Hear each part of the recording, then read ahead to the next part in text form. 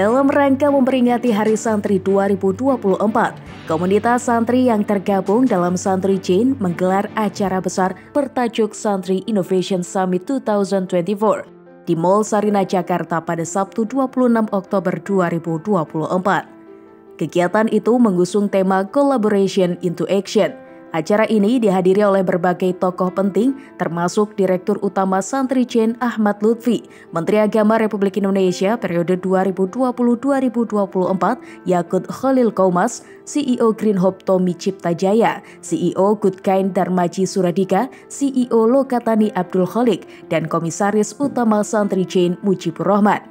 Selain peluncuran aplikasi Santri Chain, agenda lainnya mencakup penghargaan untuk produk pesantren terbaik, kompetisi esai, dan beberapa sesi talk show bertema Business Opportunities in Pesantren, serta Mental Health and Bullying Prevention in Pesantren. Dalam konferensi pers, Gus Yakut menyampaikan apresiasinya terhadap peluncuran aplikasi Santri Chain yang menurutnya memiliki kontribusi signifikan terhadap perkembangan ekonomi pesantren. Saya berharap nih teman-teman gagasan teman-teman ini luar biasa, anak-anak muda yang berkumpul dan memiliki perhatian terhadap perkembangan ekonomi pesantren. Luar biasa karena selama ini pesantren itu sudah banyak sebenarnya memproduksi banyak hal, mulai dari makanan kayak roti, kemudian mie, bikin macam-macam lah. Tetapi habis dikonsumsi oleh pesantren itu sendiri. Maka Santri Chain ini seperti yang disampaikan saya, mereka memiliki gagasan untuk mendorong produksi pesantren, kemudian mereka mencarikan off-taker-nya.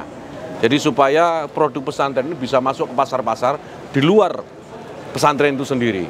Nah, saya kira ini gagasan yang penting ya, gagasan penting yang luar biasa, yang menyambut gagasan ketika saya masih menjadi Menteri Agama Kemandirian Pesantren.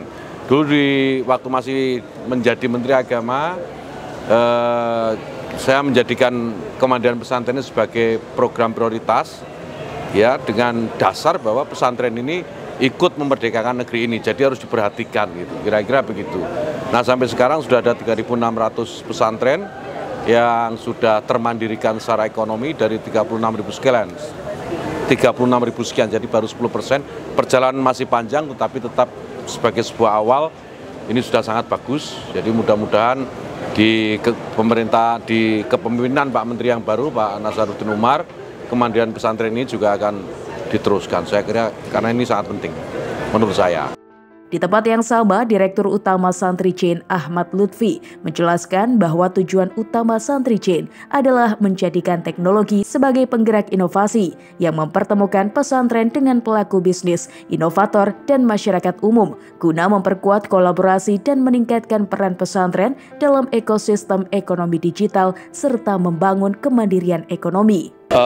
Untuk goalsnya Santri Chain sendiri sebenarnya pertama itu untuk teknologi ya, jadi teknologi sebagai enabler inovasi. Yang kedua kita sangat men-highlight hal-hal yang misalnya berkaitan dengan mental health ya, kekerasan yang ada di pesantren, kekerasan verbal, bullying ataupun kekerasan fisik gitu ya. Jadi Santri Chain dengan kehadiran melalui aplikasi-aplikasi dan inovasi teknologinya diharapkan mampu untuk men-solve gitu ya problems yang terjadi. Jadi artinya ini di sini ada 11 startups kurang lebih. Jadi bersama Santri Chain mulai dari startup supply chain, agriculture sampai startup AI nanti akan berbarengan mendorong ekosistem di lingkungan pesantren. Kira-kira seperti itu. Sejauh ini per existing pesantren yang bertransaksi secara grosir gitu 67 pesantren, 52 pesantren diantaranya minimarket dan kopontrennya memakai POS-nya Santri Chain, dan produk yang bekerja sama sudah 153 produk pesantren, dan kita akan terus kembangkan ke depannya untuk meningkatkan ekonomi pesantren. Tentunya seperti talk show hari ini nanti bahwasanya nanti kita akan kolaborasi juga dengan startup psikolog ya, Ibunda, ada Siku, juga ada beberapa lawyer dan lain sebagainya untuk sosialisasi tentang preventif gitu ya terhadap kekerasan di dalam pesantren. Itu pertama. Yang kedua tentunya stakeholder seperti Green Hope, Goodkind dan lain sebagainya itu nanti kedepannya akan digandeng oleh Santri Chain untuk ekosistem pesantren khususnya di bidang ekonomi gitu. Jadi untuk meningkatkan produk-produknya lebih ramah lingkungan dan lain sebagainya gitu. Edukasi finansial juga dan AI terutama ini kayaknya nggak bisa ketinggalan gitu ya. AI itu kita menggandeng meeting.ai nanti akan mengoptimalisasi pendidikan di lingkungan pesantren. Kalau Santri Chain misalnya kita sama-sama ada supply chain juga dengan Evermos juga. Cuman di Santri Chain ini memang fokus untuk meningkatkan ekonomi di lingkungan pesantren. Jadi ada kopontren dan lain sebagainya. Kita fokusnya ke situ. Jadi prioritas utamanya adalah pesantren terlebih dahulu, marketnya gitu. Santri Chain akan berkolaborasi dengan beberapa startup, termasuk yang bergerak di bidang pertanian hingga AI, akan memperkuat ekosistem ekonomi digital dan teknologi.